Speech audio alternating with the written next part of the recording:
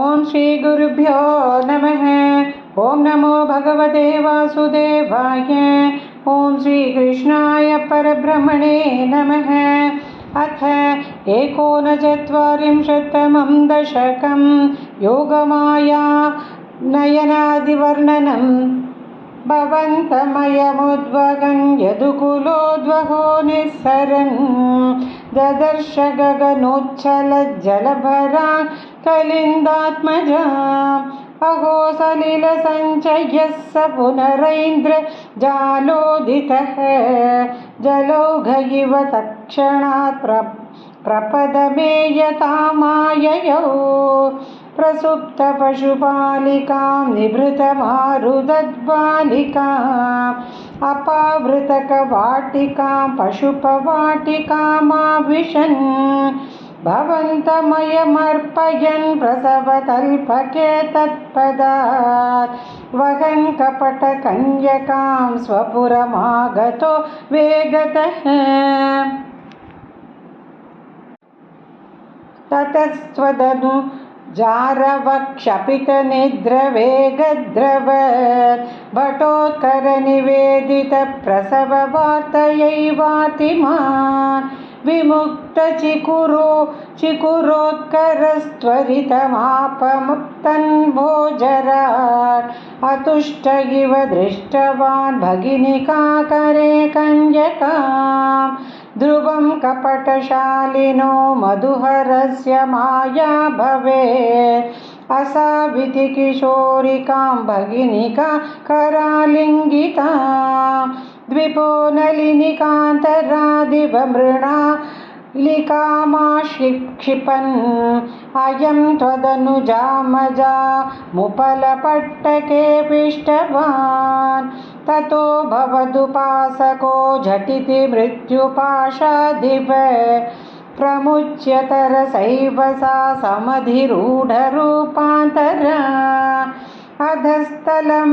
जग्मुषी विकसदष्टबाहुस्फुरन् महायुधमहो गता किल विहाय सा विद्युते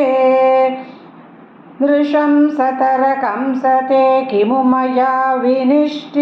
विनिष्पिष्टया बभूव भवदन्तकः क्वचन चिन्त्यतां ते हितम्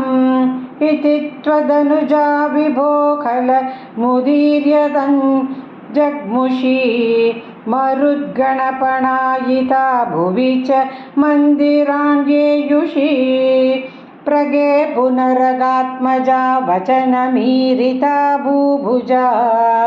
प्रलम्बबकपूतना प्रमुखदानव मानिनः भवन्निधनतां यया जगति बभ्रमुर्निर्भयाः कुमारक विमारकः किमिव दुष्करन् निष्कृपैः ततः पशुपमन्दिरे त्वयि मुकुन्दनन्दप्रिया प्रसूतिशयनेशये रुदति किञ्चिदञ्चत्पदे विबुध्य वनिता जनैः स्तनयसम्भवे घोषिते मुदा किमु वदाम्यहो सकलमाकुलं गोकुलम् अहो खलु यशोदया नवकलाय चेतोकरं भवन्तमलमन्तिके प्रथममापिबन्त्यादृशा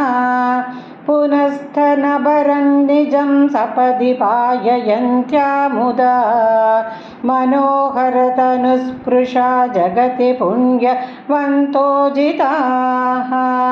भवत्कुशलकाम्यया स खलु नन्दगोपस्तदा प्रमोदभरसङ्कुलो द्विजकुलाय किन्नाददात् तथैव पशुपालकाः किमु न मङ्गलं ते निरे